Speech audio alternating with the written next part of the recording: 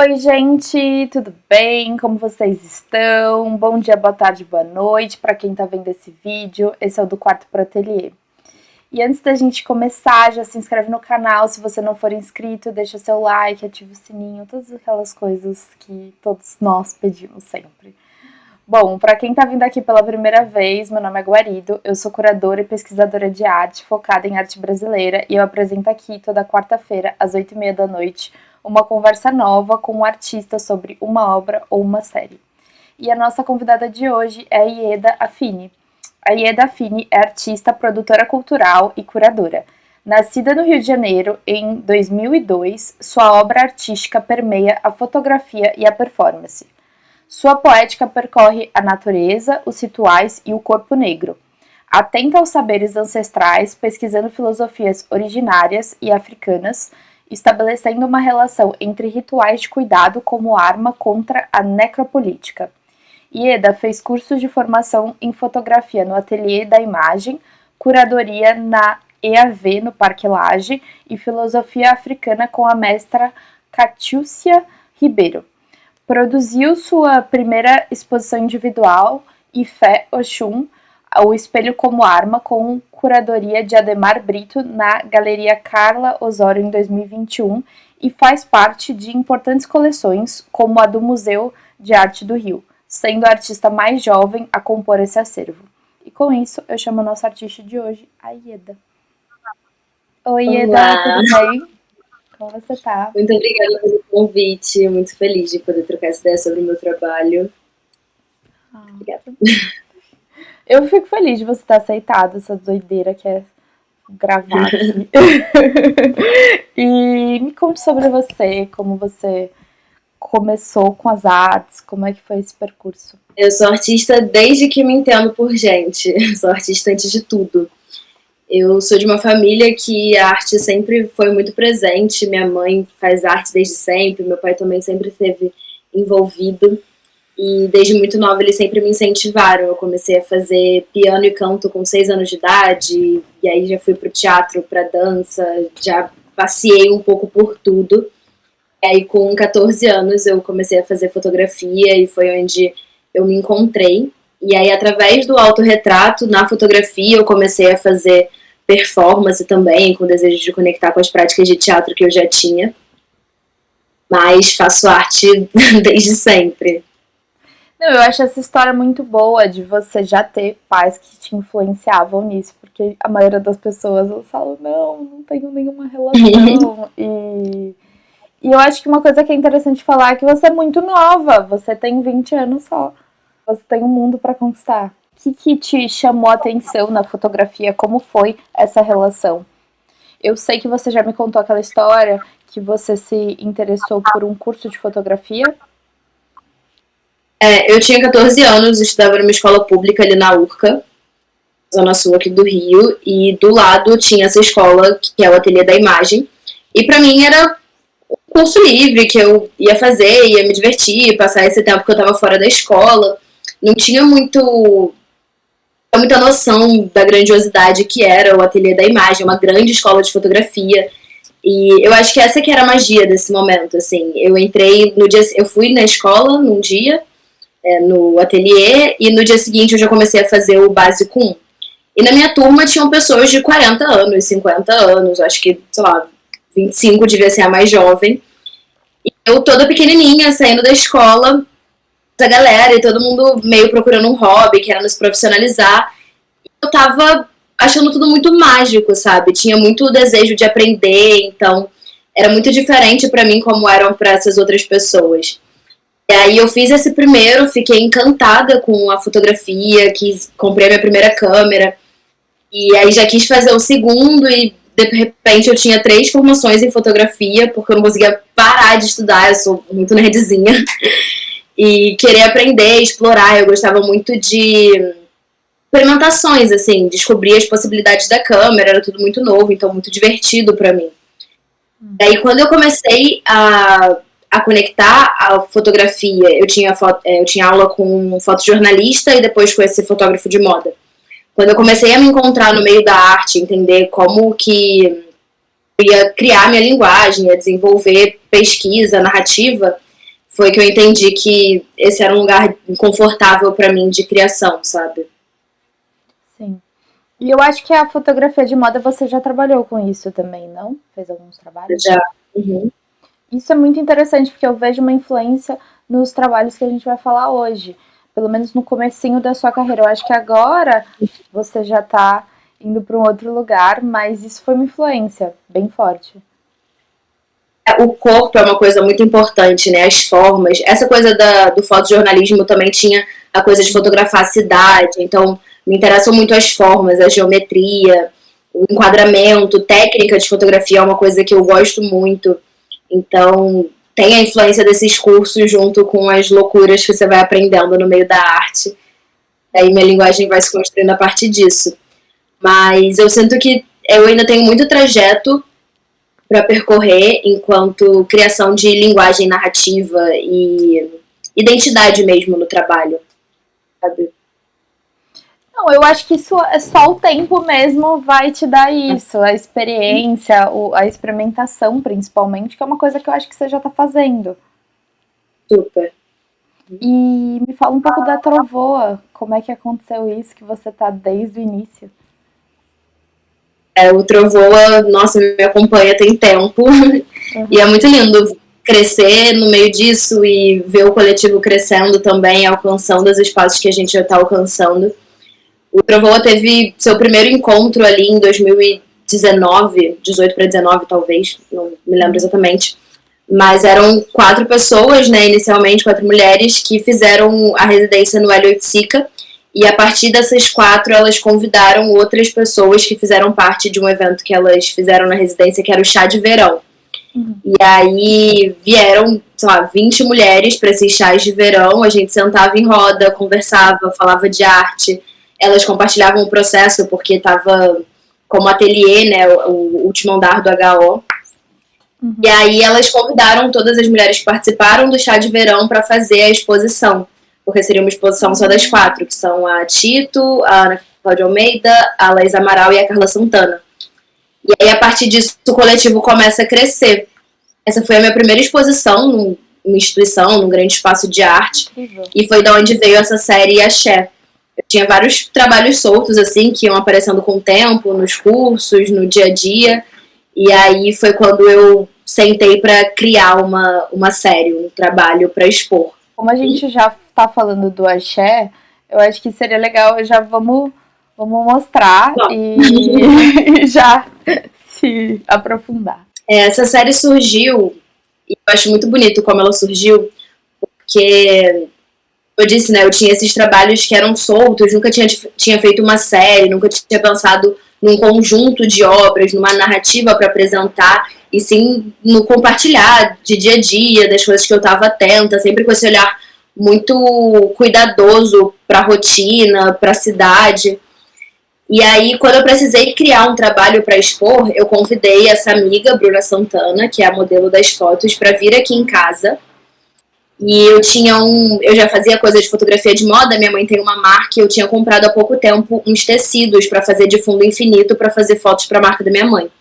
E aí eu peguei esse fundo amarelo, estendi no varanda da minha casa, peguei as plantas que eu tinha por perto e a gente começou numa coisa muito íntima, né? São a primeira vez que eu fotografo uma pessoa nua e isso é uma coisa que acompanha meu trabalho depois dessa primeira vez. Num ato de muito cuidado, sutileza, porque o corpo da mulher negra é um corpo hipersexualizado e quando eu decido trabalhar com esse corpo que é hipersexualizado de forma nua, eu preciso ter muito cuidado, porque é isso que a branquitude faz na fotografia desde o início, sabe? A mulher negra escravizada, ela já era retratada de forma bonita, mas era no lugar de exotização, no lugar de sexualização. Então eu desloco isso, né? Então eu crio com a Bruna nesse lugar de um corpo nu, natural, em contato com esses elementos da botânica, né? E de forma pura. As pessoas que veem isso não sexualizam, sabe? Não é um trabalho sexualizado, não é um trabalho sobre o corpo, é um trabalho sobre o espírito, é muito mais do que só a forma, né? Você parece que devolve a beleza natural sem essa hipersexualização, né? parece que é como você devolver um poder para a mulher. É muito bonito ver como as pessoas se relacionam com esse trabalho. É um trabalho que eu tenho há muito tempo, né, e que já rodou bastante, ele está em exposição agora no MAR. E é muito lindo ver como as mulheres negras se relacionam ao ver a série, sabe? Tanto das delicadezas das imagens que tem menos corpo. Tem, por exemplo, uma que é só a espada de São Jorge, outras que já é ela completamente nua. É sempre uma coisa de se ver e de sentir o poder mesmo, de sentir a possibilidade de ser esse corpo livre, né? O meu trabalho, as pessoas sempre trazem muito essa coisa da coragem, de se colocar inteira, aberta, vulnerável, disponível, né? E isso é muito importante pra mim, realmente. E é muito potente, né? Acho que a potência tá nesse cuidado, nessa delicadeza do existir, do autocuidado mesmo, né? Isso já me leva muito para um outro trabalho que é o autocultivo, né? Sim. Um trabalho mais recente que eu fiz, é a primeira obra que eu faço durante a pandemia. E foi num dia, esse clique é da minha mãe, inclusive, ela sempre pede esses créditos dela. A gente tava em casa. Veio aí o crédito. A gente tava em casa querendo ocupar o tempo, a mente, fazer arte. Tinham noites que a gente ficava fazendo colagens e fazia música e assistia alguma coisa e criava cenas. E nesse dia a gente resolveu fotografar e fotografar uma outra.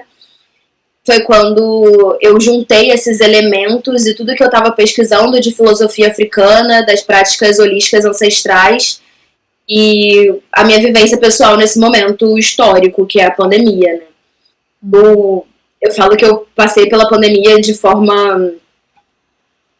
nem sei exatamente, mas assim, de forma mais tranquila, entre muitas aspas, né? Porque, enfim, foi um momento caótico, porque eu tava muito ancorada nas práticas de cuidado, assim. Foi um momento em que eu realmente, por muitos privilégios que tenho, tive a possibilidade de ficar em casa e me cuidar, e me olhar, e estudar. E eu fiz, assim, milhões de cursos, estudei muito, muito, muito.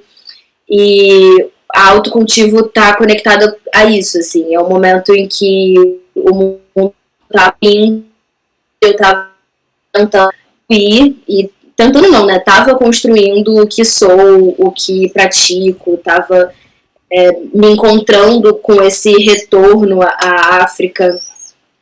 E aí nasce essa obra que também tá muito conectada à coragem de se colocar vulnerável, de se colocar inteira, de se abrir completamente para si e para o outro também, né? Porque quando eu coloco uma obra que sou eu completamente nua num museu, já não tá mais no meu poder, né? Já tá ali na conversa com o outro também. Não dá medo. Como é que é isso? Cara, as pessoas sempre me perguntam sobre medo, eu acho isso muito curioso. Me perguntam no medo tanto em relação ao meu trabalho, como viajar. Esse ano eu passei o ano todo viajando sozinha pelo Brasil e agora pelo mundo. Tive minha primeira viagem pro exterior. Conta um pouquinho disso.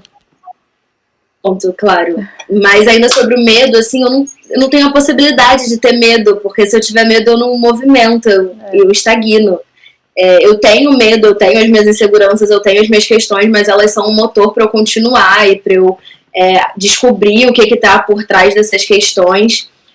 Porque se eu tivesse medo, eu não estaria no museu. Se eu tivesse medo, eu não teria feito essa obra. Se eu tivesse medo, eu não teria o registro desse momento tão importante na minha vida. Eu não teria conhecido o Brasil como eu conheço. O medo teria me bloqueado de viver a vida que eu vivo agora. E eu não permitiria isso acontecer. Não, tá correta, 100% correta. É que eu acho que essa coisa de você se colocar nua, sem entender o resultado, sem entender como é que o outro vai ver, é libertador, né? Mas ao mesmo tempo, eu acho que dá um receio. Dá um receio e o medo, ele é real, assim, porque as pessoas, tem várias pessoas, claro, que reagem de forma incrível e falam, uau, foda, maravilhoso trabalho, e trocam sobre isso e se enxergam nele. E tem, claro, o grupo das pessoas que criticam e que fazem comentários problemáticos, e tanto de coisa que eu já ouvi sobre todos os meus trabalhos, assim, é bem bizarro. Eu fiz essa acho que residência não é. em Brasília, né, que foi o fruto da minha primeira exposição solo. E, nossa, compararam o trabalho ao nude que mandou pro namorado. Na época, eu tinha um companheiro e aí uma mulher olhou pra ele e falou, nossa, tá vivendo muito, hein? Então, todas as coisas que eu me coloco do não me sexualizo, esse é o meu corpo natural, vocês vão ter que lidar com uma mulher negra que presente, tá? Na sua concretude, que eu não tenho nenhuma questão com o corpo. Mas as pessoas, elas vão ter os seus comentários, suas sexualizações e, enfim, cada um tem aí o seu background de maluquice do machismo, né? Sim. Então, é importante também de trazer esses comentários, de colocar as pessoas diante de seus próprios preconceitos, né? Eu acho que o trabalho também propõe isso. Um super artista que foi na exposição em Brasília, e ele... Não vou citar nomes. E ele olhou, ele entrou na sala, ele olhou os trabalhos e ele me perguntou, a sua exposição é de mulher pelada? Aí eu respondi, se é só isso que você vê. Então, assim, se é isso que você vê, se é mulher pelada que você vê, é seu. Se você elabora, se você vê a sutileza, se você vê a profundidade, é seu também. O trabalho tá no mundo e cada um tem a sua interpretação aí, né? Nossa, gente. Rola muito. Você tem que estar preparada para tudo, né, basicamente. Eu acho que essa é a grande questão, porque quando você coloca um trabalho no mundo, obviamente você vai receber crítica eventualmente, acho que é natural, mas quando é o seu próprio corpo ali, eu acho que é um peso diferente também, mas se bem que, não sei, né, cada um encara de um modo, mas pelo menos Eu preciso fazer autorretrato exatamente para me colocar nesse lugar e me desafiar a compreender esse meu corpo no mundo para além do que eu estou aqui, sabe? Mas ver ele ali na tela e me ver deslocada de mim mesma, ver como as outras pessoas se relacionam com aquele corpo e com esse corpo. Eu acho que é uma coisa que ainda vai me gerar muitas reflexões, que eu ainda preciso aprofundar muito comigo mesma, assim. E pensar mesmo sobre o que é esse corpo no mundo, esse corpo negro, esse corpo nu, esse corpo vulnerável e potente ao mesmo tempo, né? Como que funciona essa coragem. A minha pesquisa mesmo, base, é basicamente relações de poder a partir do corpo feminino. Então tem uma relação com isso, não diretamente, porque eu acho que dá pra nichar mais, né? Mas eu penso muito nisso e como esse eroticismo da imagem da mulher afeta a autoimagem dela, ou também como tem todas essas outras relações, né? E existe um poder que a mulher precisa trazer para si de volta e tomar rédea disso, sabe? E eu sinto que você consegue fazer muito bem isso nessa série. E ao mesmo tempo você denuncia também, né? Mas de uma maneira muito sutil. Tem muito essa relação também.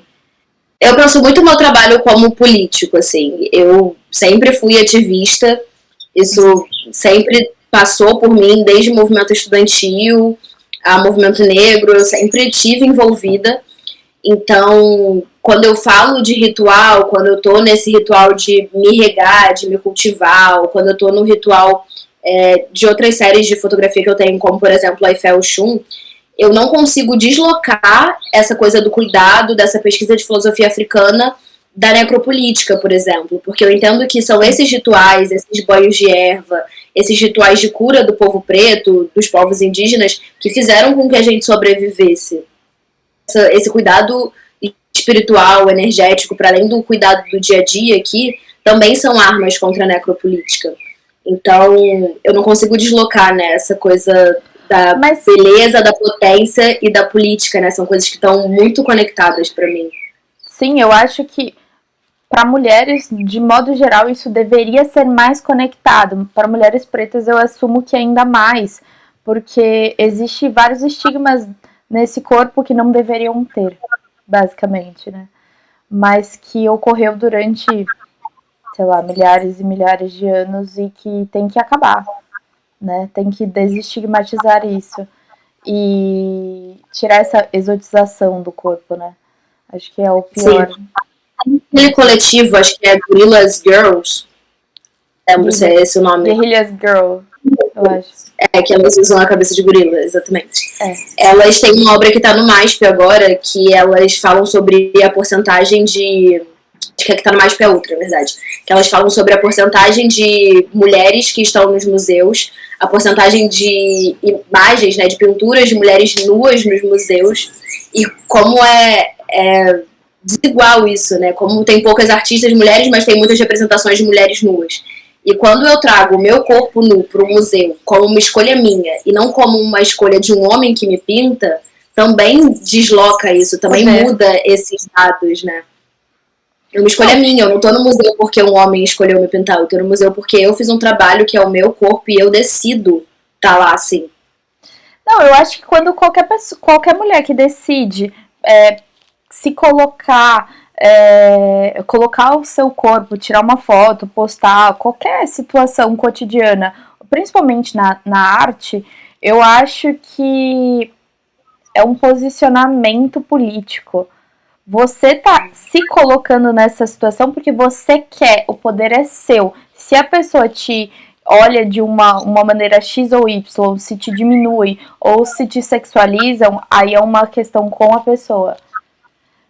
Mas tem muito recorte de raça nisso também. Eu entendo essa coisa de todas as mulheres, mas o recorte de raça, quando a gente pensa no corpo negro, historicamente, assim, a gente era exotizada a ponto de vender foto de mulher negra com a bunda enorme como cartão postal na Europa, sabe? Vinham ao Brasil, faziam essas fotografias de pessoas escravizadas e elas eram vendidas exotizadas, enquanto a mulher branca não estava nesse lugar. Então a gente tem um histórico para se colocar enquanto esse corpo, e isso não tá nesse... Porque senão a gente cai num papo do feminismo liberal, do meu corpo, minhas regras, sabe?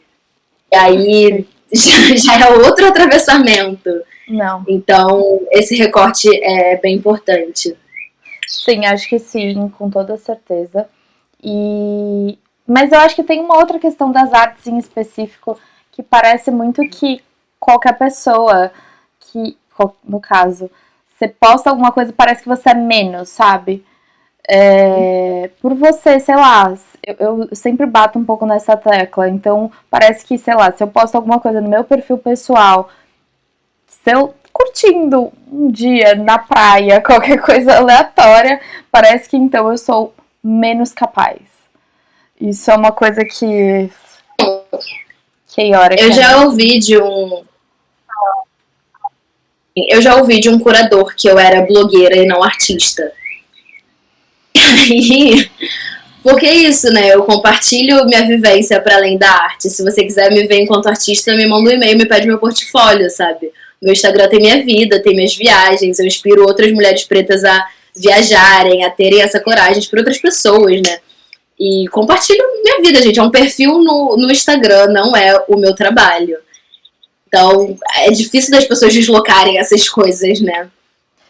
Não, sim, e ainda mais assim, acho que como o seu trabalho tem essa característica de se olhar, de ter esses momentos, você estava com a sua mãe fazendo essa foto, tem toda essa coisa meio pessoal, acho que as pessoas devem ter esse tipo de comentário, mais ainda, e questionar o seu trabalho, questionar tudo, umas 50 vezes mais, o que eu acho que é um absurdo. Se uma coisa não tem a ver com a outra, você pode ser uma artista maravilhosa, curadora, crítica, o que você quiser, e ter uma vida também, sabe? Eu acho que... E trabalhar com comunicação também, como você falou, é uma coisa que gera ainda mais conflitos, eu diria. É super difícil, né? Como as pessoas, a imagem que as pessoas têm de você, a imagem que você tem de você, é separar o que é o pessoal e o que é o profissional. Isso também faz parte, né? Dessa coisa de fazer os autorretratos, de se colocar ali. Então, é sempre estar... Isso também passa muito pelo meu trabalho, né? Essa coisa de estar sempre atenta à resposta dos outros. A minha própria resposta a esses atravessamentos, né? Meu trabalho vai sendo muito construído nesse processo de autoconhecimento, de autoobservação. Então, eu passo por uma situação e aí começo a pensar em como criar sobre ela. Meu trabalho começa sempre muito na escrita. Escrevo antes de criar alguma coisa. Eu preciso muito desse momento de leitura, escrita, organização da ideia, visualização e depois criação, de fato, né? Depois elaborar o produto. Produção, basicamente. Não, isso é muito interessante. Você lê bastante psicanálise? Como é que é essa relação? Não, mas eu faço terapia há muitos anos. Ah, tá. Porque tem bastante relação, né? Desculpa, não te ouvi. Tem bastante relação com essas coisas do autocuidado, do autoconhecimento, né? Eu faço análise há mais de 5 anos e já conheci muitas práticas de terapia, então as coisas estão bem conectadas à forma que eu vou me descobrindo o meu trabalho. E quando eu falei, né, de que eu sinto que ainda tem muito trajeto para entender como que eu me relaciono com esse corpo nu, com essa coragem, eu acho que estava muito atrelado a isso, assim, a muita terapia para me explorar mesmo, conseguir compreender, criar outras narrativas a partir do que eu já vivi. Acho que o trabalho está em constante transformação, apesar dele ser o que ele é, né? A forma com que eu me relaciono com ele, os espaços que ele circula. Então, tem sempre coisa aí pra gente estar olhando, desenvolvendo, escrevendo. Fico pensando muito sobre esses rituais que você estava falando. Eu sempre tive, quando eu tive a ideia do meu TCC, inclusive, eu pensei muito nesse como trazer essas relações de poder para o autocuidado. Não deu certo, não consegui fazer essas relações, mas era um desejo inicial. Como é que você vê isso? Porque eu acho que você resolveu uma questão que eu tinha lá do seu modo. Relações com poder, você quer dizer o quê? Em relação com o autopoder, uma coisa de autoconsciência, entendi. Sim. Eu acho que isso é muito, muito ancestral, né? Eu acho que é no ritual que eu me encontro. Os rituais, eles são muito para além do meu trabalho, eu ritualizo sempre. Eu tô agora no domingo, por exemplo, eu tava com 3 amigos aqui em casa e a gente preparou toda uma comida, fez uns escaldapés, e ouviu música. E eu tenho rituais, eu sempre respiro e medito. Eu pratico yoga, quase fui formada como professora de Kemetic, yoga africana. Então, enfim, sou do axé, então banho de erva, ebó, o ritual tá sempre presente, né? E todos esses rituais, eles são, o mais importante para mim de todos esses rituais é pensar o propósito. Então, quando você coloca um propósito num ritual, seja numa escrita, seja num ebó, seja numa meditação, você consegue transformar ali, né? Você consegue fazer com que ele seja efetivo. Então, pensar, quero poder, quero me fortalecer, quero essa concretude de mim e ritualizar para isso, já é o caminho de fazer com que aconteça. Voltando para essa coisa da terapia, né? Na minha última sessão, a minha terapeuta falou sobre uma coisa que eu achei muito linda, que é o significado de confiar. E é fiar junto, né? O confiar. E eu fiquei pensando, cara, isso é incrível, porque é confiar com a vida, é criar com a vida, confiar com o outro, confiar consigo. Então, esse processo de ter autoconfiança, de se colocar, tem a ver com criar, né? Com tecer. Então, é entrega, é confiança, é consciência. As coisas são, eu acho que são palavras-chave para pensar os rituais, a entrega, o poder. Sim, os rituais têm uma relação muito... eu acho que mágica, né? Eu não sei, são coisas que eu me interesso, são assuntos que eu me interesso muito e que fazia muito tempo que eu não tocava, sabe? E aí eu tava até conversando com o Joelinton uns tempos atrás, e inclusive, gente, publizinha, tem a conversa com o Joelinton aqui para vocês assistirem, que está ótima. Vamos ver. E eu tava conversando com ele e a gente tava falando sobre banho, sobre tarô, sobre rituais de modo geral. E ele me falou, você tem que tirar um tarô pra mim. Eu tirei um tarô pra ele. Foi muito incrível voltar a pensar sobre essas ritualizações, sabe? Porque era uma coisa que eu não pensava há muito tempo. E não sei, mexeu bastante comigo. Foi Eu também sou oraculista, eu faço tiragem do oráculo da deusa. Eu acho muito lindo você existir nessa sociedade contemporânea e você tá ali trabalhando com sutil, trabalhando com... Oráculo significa literalmente comunicação divina, né? Sim. Então você tá trabalhando com a comunicação divina. Isso é muito especial. Meu trabalho passa muito por essa coisa mais sutil, espiritual. Esse trabalho que tá aqui atrás, inclusive, ele é da série Ifel Shun. Ele é um alecrim. Ela tava nesse ritual de tomar um banho de erva. Esse foi um alecrim que saiu ali. A gente tava num lago em Brasília. Então, essas coisas mais sutis me interessam muito, porque passam pela minha vivência e o meu trabalho tem essa coisa muito biográfica, muito confessional até, eu diria. Meus trabalhos são confessões mesmo. Então, tudo conectado. Sim, eu acho que... Não, tem uma coisa mágica do trabalho que eu acho muito interessante. E você trazer todas... Parece que é um reencontro consigo. O que eu valorizo muito, essa relação de voltar para si. Acho que é uma coisa muito, muito bonita e que eu acho que todo mundo deveria fazer esse caminho de algum modo, né? Eu acho que quando as pessoas olham esses trabalhos e se conectam com ele, tá muito atrelado a isso também.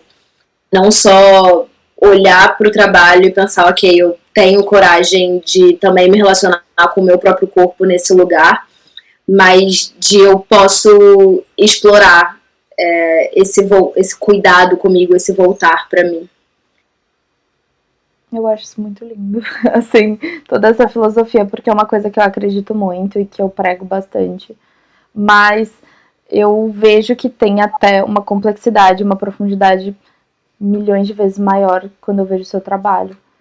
E transparece isso em você também. Ver você falando me deixa pensar, nossa, isso é uma coisa que a gente deve fazer mais. Acho que eu deveria me dedicar mais a mim e entender mais, sei lá, pesquisas antigas minhas e me rever. Eu acho que você traz isso para quem vê. Esse nosso encontro me fez voltar a muitos arquivos meus para criar esse videozinho, né, e pensar todas as práticas que eu já tive de ateliê, todas as coisas que eu já criei. E, nossa, foi um processo, assim, olhar para trás. Eu encontrei umas imagens que são zines. A primeira vez que eu imprimi as minhas fotografias eram zines desse tamanho aqui, mais ou menos. Eram 4 fotografias e eu fazia uma coisa meio sanfonada.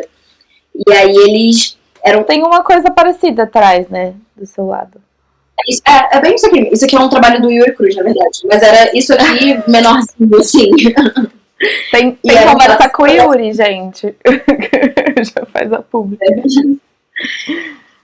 E era bem isso daqui, sanfonado, essas 4 fotos. Eram esses trabalhos mais soltos que eu falei no início também. E aí eu ia conectando eles por série. Eu fiz 10 séries de 4 imagens.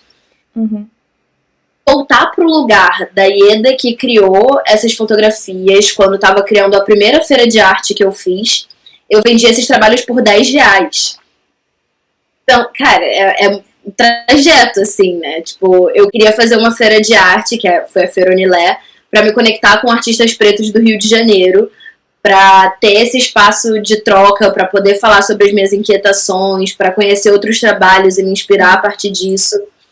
E como eu tinha um evento em que a proposta era que a gente vendesse os nossos trabalhos, para além de ter essas outras atividades artísticas, eu tinha que ter um trabalho para vender, então eu criei essa série. Então, o jeito que eu fui começando a entrar no mercado, a criar o meu repertório para estar nesse meio, foi muito natural, muito intuitivo, muito ingênuo, sabe? Eu só queria me divertir, eu só queria me conectar com as pessoas, eu queria fazer amigos artistas. E para isso eu fiz uma feira de arte, sabe? Não, isso é incrível. Essa história é de milhões, assim, você tem que se orgulhar demais. Porque, nossa, ter essa coragem, ter essa força e essas ideias maravilhosas é muito uma coisa incrível. Eu fiquei muito chocada quando você me falou que você tem 20 anos e tudo que você fez, eu fiquei, quê? Como assim? Já deu tempo? Não. É uma força da natureza, assim, é bizarro. Tô achando. Muito, muito axé. Muito axé e muito trabalho da minha família, assim, também. Eu acabei de voltar da Alemanha, né, pra essa minha primeira exposição no exterior.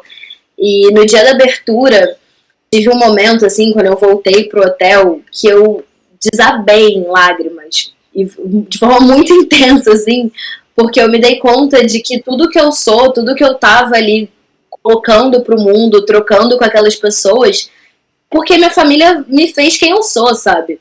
Desde me colocar pra falar inglês, a me fazer gentil, extrovertida, e pessoa que consegue se comunicar com todas as pessoas, sabe? Isso são coisas da minha criação que se deslocam pro meu trabalho, pra como eu me coloco no mundo, e que me possibilitaram estar lá, sabe? Nossa, foi muito linda essa experiência na Alemanha. Foi meu primeiro trabalho grande, assim, assinado de curadoria, né? Com um Trovoa também.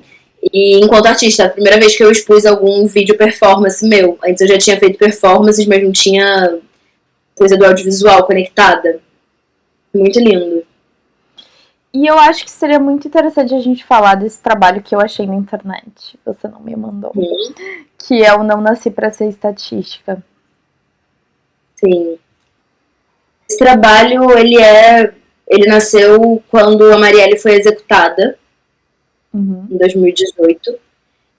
Foi um momento muito duro pra mim, porque tinha muito desejo de ser como a Marielle. Na época eu tinha 15, 16, 17 anos. Você já conhecia a Marielle? Eu já tinha fotografado a Marielle. Ah, tá. Na parada LGBT, um ano antes, 2017, eu fiz uma foto da Marielle, que no ano seguinte saiu no maior carro da parada, depois dela ser executada. E já era pra mim uma coisa muito grandiosa ver aquela mulher. Ela já era uma grande referência pra mim. Muitas pessoas não conheciam a Marielle antes dela morrer, né?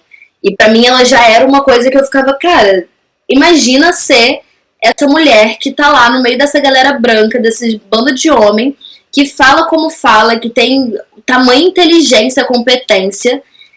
E a minha mãe sempre falou, né, ia acabar indo pra algum caminho em que eu ia falar pra muitas pessoas, que eu ia ter essa coisa da comunicação muito forte, que eu ia fazer mudanças sociais a partir da minha fala, a partir do que eu represento. E a Marielle era pra mim essa coisa que a minha família me dava uma projetada, sabe? E quando ela foi executada, pra mim foi quebrar um sonho meu.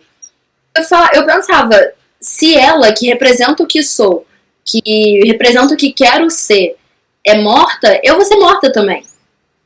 E eu não nasci pra ser estatística. Eu não quero ser mais uma. E aí isso me travou em muitos níveis, sabe? Desde eu tava ali sempre na militância, tanto LGBT como negra, como estudantil nessa época. E eu falei, eu não quero mais, porque eu não quero morrer. Eu quero fazer outra coisa. E aí esse trabalho nasceu nessas reflexões, assim, nesse medo intenso que me gerou. Porque eu lembro muito das pessoas falando, o luto vai virar luta. E pra mim, não virou luta. Pra mim, virou medo. Eu fiquei assustada. Eu era uma adolescente completamente assustada com a possibilidade de morrer e de virar estatística, de ser mais uma mulher preta que tem voz e que é silenciada. Então, distanciei muito da militância e eu sinto que eu tô retomando esse lugar agora. Porque com eleições, com 4 anos de governo Bolsonaro... Porque é isso, né? Marielle foi executada, Bolsonaro entrou no poder, o sentimento de impotência virou uma coisa enorme, né? Eu sou afilhada do Dom Phillips, que é o ativista ambiental que foi executado na Amazônia. Assim, enquanto o mundo tava vendo isso, eu tava vivendo isso na minha família, eu tava no velório, tipo, as coisas... Foi muito próximo de mim, sabe? Então, pra eu me colocar num lugar de impotência, de medo, é muito simples. Tá tudo muito disponível para que isso aconteça, sabe? O projeto do governo é que a gente se sinta impotente, incapaz. E quando eu trago um trabalho que conecta o cuidado com o ativismo, com, enfim, essa arma contra a necropolítica, eu sinto que é o lugar que eu quero caminhar na minha vida, sabe? Eu vou militar, eu vou lutar pelas coisas que importam para mim e para quem eu amo, e eu vou me cuidar e eu vou ter minha sanidade mental no meio disso. Porque não existe a existência de você. Mas é isso, não existe a existência sem um ou sem o outro, sabe? encontrar esse caminho no meio do meio é o que eu desejo e é o que a arte me possibilita fazer. Tudo se conecta e, nossa, eu não sabia dessas suas conexões, mas agora o trabalho fez muito mais sentido e ganhou novas camadas. E nem sei mais, acho que a gente pode ir ficando por aqui. Não sei se você quer falar mais Mas foi alguma ótimo coisa. poder refletir sobre esses trabalhos de novo, olhar para eles. Não, foi ótimo, me fez refletir de tanta coisa que agora eu preciso realmente pensar sobre essa conversa. Quando eu editar, eu acho que vai ser, sei lá, eu vou pensar ainda mais. Você me fez, eu quero agradecer, inclusive, para você, por você ter me feito repensar em pesquisas minhas antigas e relações que eu tinha antigamente, que agora eu acho que eu tenho que. Eu tô muito na fase do ressignificar tudo, sabe? Ultimamente é só isso que eu tô pensando. E. Que é os adinkras são formas de comunicação de filosofias africanas que as pessoas escravizadas faziam aqui no Brasil quando elas foram trazidas, né, que são os ferros das casas, eles têm formas e símbolos que representam palavras, filosofias, e tem um que é o Sankofa, que é sobre você olhar para o passado para construir o futuro. Então esse movimento é um movimento que tem que estar sempre presente na vida mesmo. Fazia tempo que eu não fazia isso, mas eu tô me sentindo muito, sei lá, precisando fazer isso e fazendo isso também, tomando ações para que isso aconteça. E não sei, relembrar os porquês e quais eram os meus questionamentos, acho que foi muito interessante. E te ver fazendo isso, sendo mais nova que eu, e com toda essa potência, e é muito gratificante também, né? Porque é você ver coisas que você acredita, coisas que você já pensava sendo realizada através dos outros. Eu acho que isso me faz ter muito sentido o meu trabalho e também me possibilita entender o porquê que eu faço o que eu faço e eu continuo nas artes. Então, só desejo muito axé pra você, muitas coisas boas e que a gente possa continuar acompanhando toda a sua trajetória. Ai, muito obrigada. E é isso, Muito gente. obrigada mesmo. É isso, gente. A gente vai ficando por aqui. E eu queria agradecer, já te agradeci, Ieda, umas milhares de vezes por ter topado. Eu quero agradecer também ao Joelinton, né? Porque ele super ajudou a fazer essa ponte. E se você não for inscrito, se inscreve no canal, deixe seu joinha, deixe seu comentário pra Ieda, que provavelmente ela vai ler tudo. Se ela não ler, eu mando pra ela. Ative o sininho. Eu adoro. Minha vontade para me escrever também. Eu adoro trocar sobre o meu trabalho, sobre essas reflexões todas. Estou super disponível para ouvir e para falar também sobre essas coisas que me atravessam. E é isso, gente. Vocês, ó, já é um convite. E nos sigam, me sigam no Instagram para você ver outros conteúdos, principalmente dos artistas que vêm aqui. Da Ieda vai ter um ateliê, vai ter todo esse processo dela que eu posto lá. E aqui no comentário fixo sempre tem todos os links dos artistas. E com isso é só. Até semana que vem. Grande.